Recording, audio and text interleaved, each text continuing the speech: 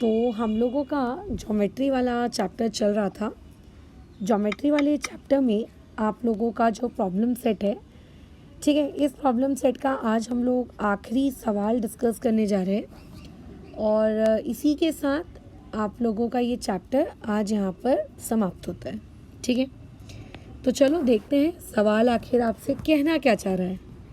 देखो, सवाल में गिवन इन्फॉर्मेशन जो है वो आपके पास कुछ इस प्रकार से है कि ये जो बाजू में आपको बॉक्स दिया गया है, ए से लेकर बी से लेकर सी से लेकर डी से लेकर ए, ये particular box quadrilateral ABCD is a trapezium.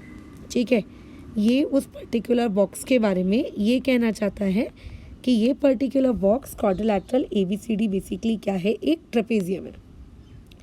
अब अगर ये ट्रेपेजियम है तो इसमें एक पैरेलल साइड होगी एंड एक आपकी नॉन पैरेलल साइड होगी, ऑब्वियस है। तो क्वेश्चन में ऑलरेडी मेंशन किया है कि ये नीचे वाला AB इस ऊपर वाले DC के पैरेलल होगा, यानी कि AB पैरेलल टू DC, ये बेसिकली आपको क्वेश्चन में क्या है, गिवन है। ठीक है, अब देखो, सुनो आगे क्या बोल रहा है। क्वेश्चन में ये कह रहा है कि AC एक डायगोनल है उस पर्टिकुलर ट्रेपेजियम की एंड M जो है उस पर्टिकुलर AC का मिड पॉइंट है। यानी कि इस पर्टिकुलर क्वेश्चन में मैं ये लिख सकती हूँ कि M is the mid point. ठीक है, M is the mid point of AC। अगर वो M उस AC का मिड पॉइंट है, इसका मतलब उस AC के दो बराबर बराबर टुकड़े हुए होंगे। ये बात से एग्री करते हो? एक टुकड़ा रहा होगा AM और दूसरा टुकड़ा रहा होगा CM, और ये दोनों टुकड़े उस बड़े वाले AC का क्या रहे होंगे, बाई 2।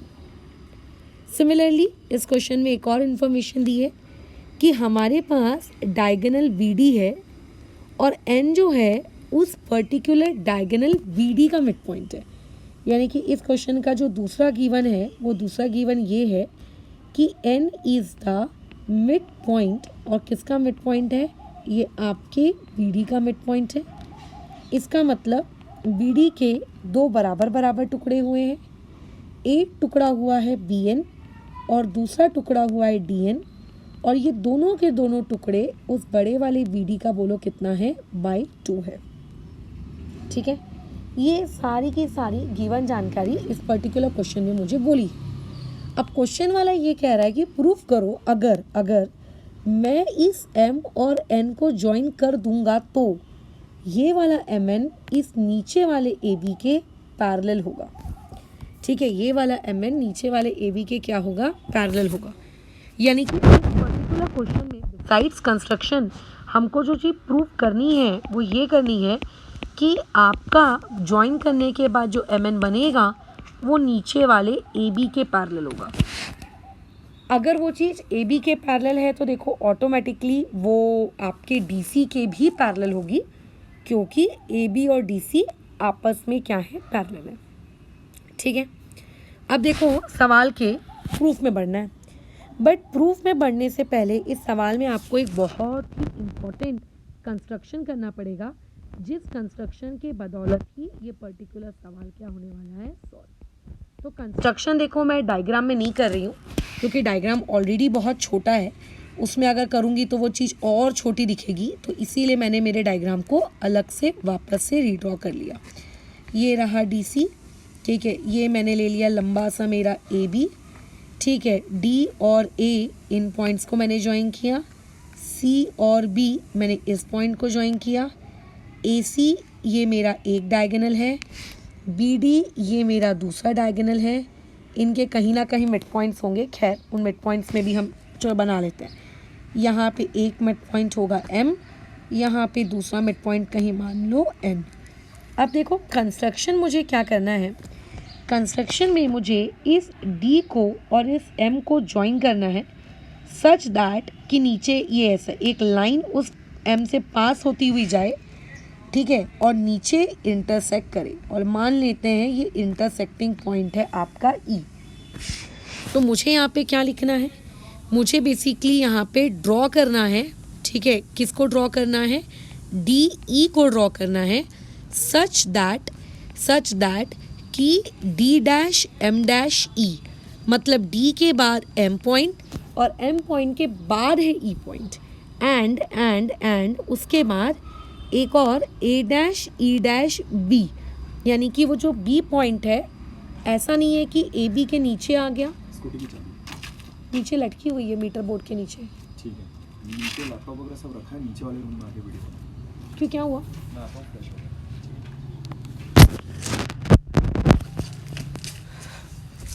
नीचे आ जाना है ना। हाँ बस आ ही रही हूँ, 2 मिनट रुकोगे। थोड़ा जल्दी है ना, अपन को डिज़ाइन के बारे में बात करनी है। ठीक है, अब देखो, तो ये जो ई पॉइंट है हम ये मेंशन कर रहे हैं कि ये ना तो ए बी के ऊपर है और ना ही ये ए बी के नीचे है, ये ए बी पर ही है, इसीलिए ए डैश ई डैश बी ये हम लोगों को यहाँ पे मेंशन करना क्या है, आवश्यक है। ठीक है, इतना इन्फॉर्मेशन थी, ये सारी इन्फॉर्मेशन मैंने क्या कर दी, लिख दी। अब ऐसा कंस्ट्रक्शन करने से भाई मुझे मिला क्या है, इसकी नीड क्या थी, इतना सारा ताम झाम। देखो कुछ ना कुछ ऑब्वियस है कि हम लोगों को प्रूफ करना होगा, उस प्रूफ करने के लिए ये सारा तामझाम किया जा रहा है। बेसिकली मैं इन 2 ट्रायंगल्स में इंटरेस्टेड हूँ। देखो ये एक मैं हल्का हल्का ब्लू कलर ड्रॉ कर रही हूँ, ठीक है, ये हल्का हल्का ब्लू कलर, तो इस हल्के हल्के ब्लू कलर के ट्रायंगल में मैं इंटरेस्टेड हूँ। डन। अच्छा, उसके बाद मैं ये ऊपर हल्का हल्का पिंक कलर ड्रॉ कर रही हूँ, तो मैं इस हल्के हल्के पिंक कलर के ट्रायंगल में मैं क्या हूँ, इंटरेस्टेड हूँ। ये देखो, ठीक है, इन 2 ट्रायंगल में मेरा इंटरेस्ट है। बेसिकली मुझे इन दोनों ट्रायंगल्स को कॉन्ग्रुएंट प्रूव करना है, मेरा पूरा का पूरा इंटरेस्ट इसी में। तो मैडम आप इसे कैसे कॉन्ग्रुएंट प्रूव करेंगे, बहुत ही ईजी है। बट उसको कॉन्ग्रुएंट प्रूव करने से पहले मुझे एक बात बताओ, इस एंगल को मैंने कहा एंगल नंबर 1, इस एंगल को मैंने कहा एंगल नंबर 2। अब मुझे देखकर बताओ, क्या तुमको ये एंगल नंबर 1 और क्या तुमको ये एंगल नंबर 2 आपस में कुछ स्पेशल टाइप के एंगल्स लग रहे हैं क्या? तो तुम मुझे बोलोगे कि मैम देखिए ऊपर में ना DC है और नीचे में ये AB है, राइट। अच्छा, अगर आप इस CA को या फिर मैं कहूँ AC को ट्रांसवर्सल ले लेती हैं तो हाँ, ये वाला जो एंगल है आपको देखने से अल्टरनेट एंगल लग रहा है, हाँ, लेकिन उसके लिए DC और AB पैरेलल दिए होने चाहिए। तो मैं कहूँगी यार DC और AB तो पैरेलल दिए हैं, ये देखो ना क्वेश्चन के स्टार्टिंग में ही आपको AB पैरेलल टू DC दिया है, यानी कि आप ये लिख सकते हो कि सेक AB पैरेलल है किसके, सेक DC के। इसका रीज़न हम लोग जस्टिफाई कर रहे हैं क्या, कि ये इन्फॉर्मेशन हमें गिवन है एंड हम हमारे AC को बेसिकली क्या ले रहे हैं, ट्रांसवर्सल ले रहे हैं।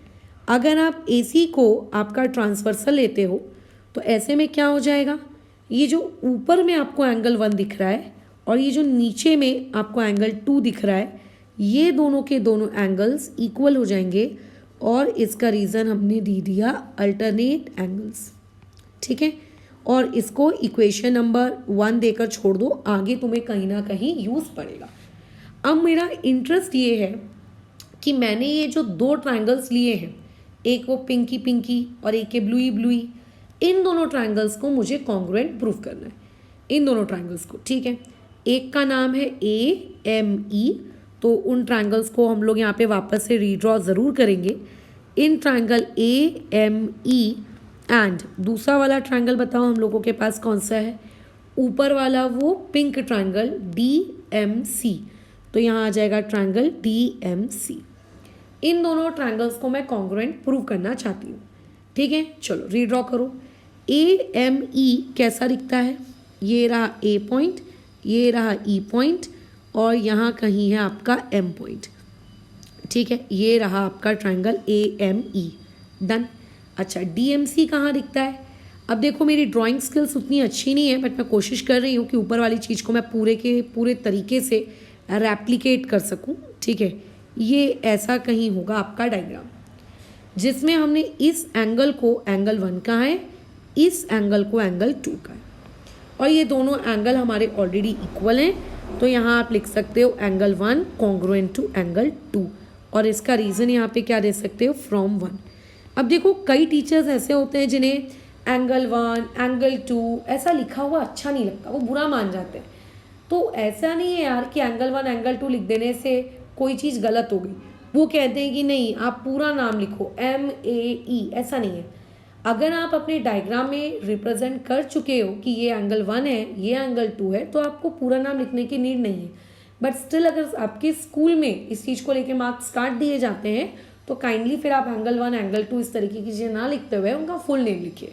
Otherwise most of the teachers accept this, क्योंकि कुछ गलत नहीं है, ठीक है। सबके अपने लिखने का काम करने का तरीका होता है, ये कुछ गलत नहीं, क्योंकि हम वहाँ पे रिप्रेजेंट कर रहे हैं कि अच्छा ये एंगल 1 है, ये एंगल 2 है। अगर आप रिप्रेजेंट नहीं कर रहे हो और ऐसी हवा में छोड़ दे रहे हो कि लो ये एंगल 1, तो गलत है। अब देखो ध्यान से, तुम्हें नहीं लगता कि ये वाला एंगल और ये वाला एंगल आपस में इक्वल होगा? बिल्कुल होगा। क्यों इक्वल होगा? मैडम वर्टिकली अपोजिट एंगल है, तो मैं यहाँ पे लिख सकती हूँ कि मेरा एंगल AMC, इसको देखो मैंने पूरा नाम दिया, कॉन्ग्रुएंट है एंगल किसके, आपका एक मिनट, ट्रायंगल का नाम बदल गया है क्या थोड़ा सा, अच्छा ये डी, अच्छा यहाँ पे कौन से वाले के, DMC के। अब मैडम आपने यहाँ पे नंबरिंग क्यों नहीं की 3 4? मैं चाहती तो कर सकती थी, नहीं किया, तो मैंने DMC वगैरह पूरा नाम भी लिख दिया। It's completely up to my choice, मैं कैसा लिखना चाहती हूँ। रीज़न इसका दे दिया हमने, vertically opposite angles, done, okay. अब कैसा है, इन दोनों ट्रायंगल में कुछ और भी है कैसा जो दोनों में कॉन्ग्रुएंट हो? तो देखो सवाल में आपको ये बोला जा रहा है कि जो M पॉइंट है ये बेसिकली मिड पॉइंट है। ये देखो क्वेश्चन में क्या बोला है कि जो M है ये बेसिकली मिड पॉइंट है AC का, इसीलिए AM इक्वल टू CM होगा। तो इसका मतलब मैं ये वाले AM को और मैं ये वाले CM को आपस में इक्वल दिखा सकती हूँ। तुम बोलोगे बिल्कुल इक्वल दिखा सकते हो। तो यहाँ हमने लिख दिया कि सेक AM जो है वो कॉन्ग्रुएंट है सेक CM के, और इसका रीज़न हम लोग लिख देते हैं क्या, अगेन गिवन इंफॉर्मेशन। तो देयरफॉर इतना सब कुछ करने के बाद मेरा जो ट्रायंगल AME है वो कॉन्ग्रुएंट हो चुका है ट्रायंगल DMC के, और इसका रीज़न है आपका ASA टेस्ट।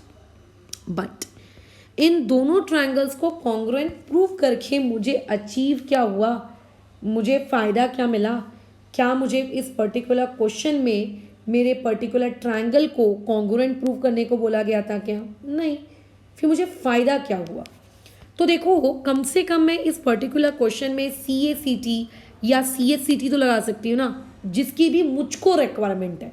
ट्रायंगल कॉन्ग्रुएंट होने के बाद आप मतलब एक से ज़्यादा CACT लगा सकते हो, एक से ज़्यादा CSCT लगा सकते हो, बट हम वो लगाते हैं जिसकी हमें रिक्वायरमेंट है। तो मैंने कहा कि ठीक है, मैं ये लिखना चाहूँगी कि मेरा ये वाला ME इस वाले MD के इक्वल है, ये मैं लिखना चाहूँगी मेरे CSCT से, यानी कि सेग ME को मैं कॉन्ग्रुएंट कह रही हूँ किसके, आपके सेग MD के, और इसका रीज़न दे रही हूँ CSCT। ये मेरा रीज़न है। दैट इज़ मैं ये लिखना चाह रही हूँ कि मेरा ME जो होगा वो मेरे MD के इक्वल होगा, और अगर मेरा ME और मेरा MD इक्वल आ गया तो मैं देयरफॉर ये कह सकती हूँ कि मेरा जो M है ये बेसिकली मेरा M जो है ये मिड पॉइंट है, किसका मिड पॉइंट है, DE का। ठीक है, जो मेरा M है ये मेरा मिड पॉइंट है, किसका, DE का। बट मैम आपको M को मिड पॉइंट प्रूव करने को नहीं कहा था इस क्वेश्चन में। हाँ, कहा तो नहीं था इस क्वेश्चन में मुझे M को मिड पॉइंट प्रूव करने के लिए, बट ऑब्वियस है कि मुझको जो चीज़ प्रूफ करनी है वो डायरेक्टली प्रूफ नहीं हो रही होगी, तो उसको प्रूफ करवाने के लिए हम लोग इतना सारा क्या कर रहे हैं, षड्यंत्र रच रहे हैं कि इसको कॉन्ग्रुएंट टू वो दिखा दो, इसको मिड पॉइंट टू वो दिखा दो, उसके वाया हम अपने एंड रिजल्ट तक पहुंचेंगे जो हमको कॉन्ग्रुएंट प्रूव करना है। चलो ठीक है, अब आइए आप अपने ओरिजिनल डायग्राम पे। इससे मैंने ये प्रूव कर दिया कि जो M है ये मिड पॉइंट है ED का।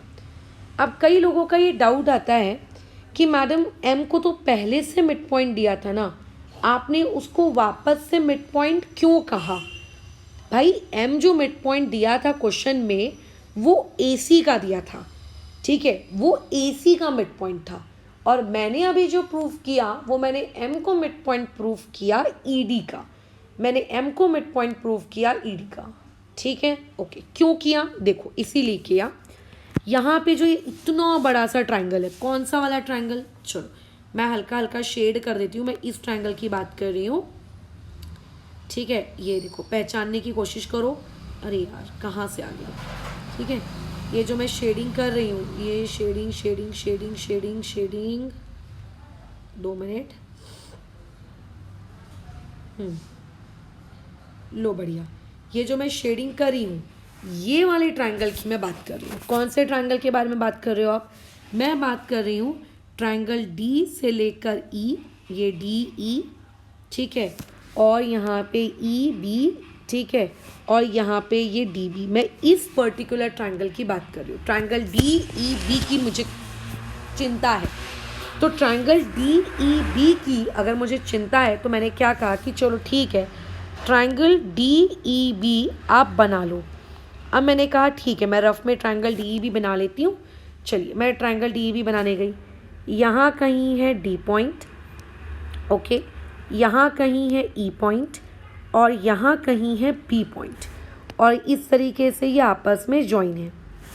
अब ये जो डी बी है, इस डी बी का मिड पॉइंट ऑलरेडी आपको एन दिया हुआ है, इस डी बी का मिड पॉइंट ऑलरेडी आपको एन दिया हुआ है, ये ऑलरेडी गिवन है। तो आप यहाँ पे लिख सकते हो कि n is the mid point of B D, ठीक है। ये चीज़ आपको ऑलरेडी बी डी के मिड पॉइंट दी हुई है, और इसका रीज़न हमने क्या स्टेट कर दिया, गिवन, ठीक है।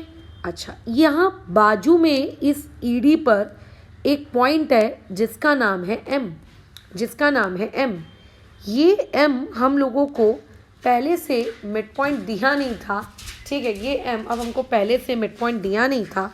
इस पर्टिकुलर m को मैंने मिड पॉइंट प्रूफ अभी किया है ऊपर में, किसका, डी ई का। ये देखो, इसे देखो, ये हम लोगों ने अभी ऊपर प्रूफ किया था, है ना, ये देखो इसको प्रूफ किया था। तो इसीलिए हमने इसको यहाँ पे प्रूफ किया था क्योंकि हम नीचे इसको यूज़ कर सकें।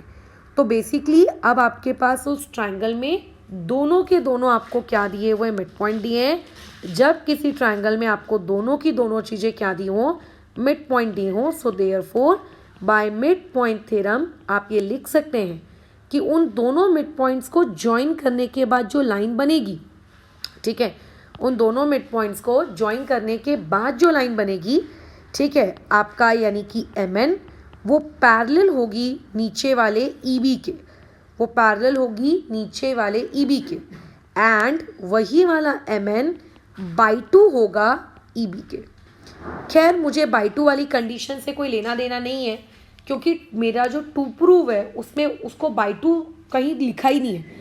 मेरे टू प्रूव में उसको सिर्फ और सिर्फ चीज़ों को पैरेलल दिखाने में वो इंटरेस्टेड है, उसको बाई 2 दिखाने में कोई इंटरेस्ट ही नहीं है। तो मैं भी उस बाई 2 वाली कंडीशन को छोड़ देती हूँ और मैं लिखूँगी कि मेरा एम एन पैरेलल होगा ई बी के।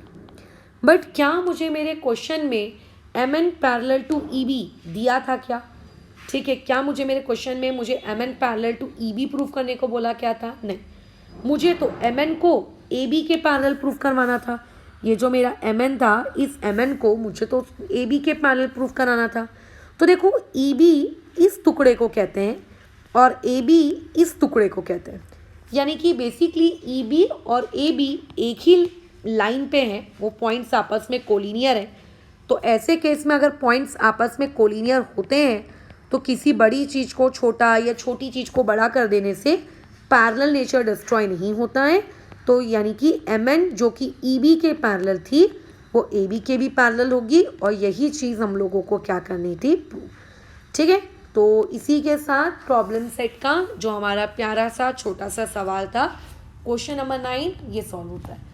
इसमें हमने मिड पॉइंट थ्योरम का कंसेप्ट इस्तेमाल किया, बट कॉन्ग्रुएंसी भी इस्तेमाल की, and as well as lines and angles का भी प्रयोग किया, ठीक है। तो इसी के साथ प्रॉब्लम सेट ख़त्म भी होता है एंड हमारा ये चैप्टर भी ख़त्म होता है। फ़िलहाल इस डिस्कशन को अभी यहाँ रोकते हैं।